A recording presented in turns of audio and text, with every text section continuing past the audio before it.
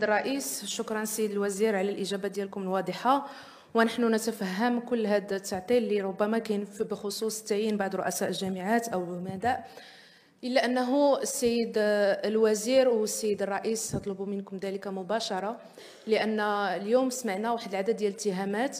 اللي هي في حق السيد وزير التعليم العالي بخصوص تعيين لبعض المقربين او توفير واحد الاستراتيجيه ولا بعض الخطط ديال المشاريع اللي تفضيل بعض المقربين، ونحن في قبه مسؤوله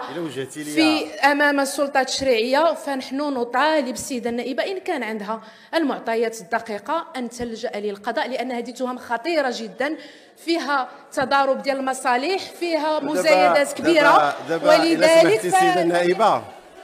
إلا سمحتي السيده النائبه مادام انك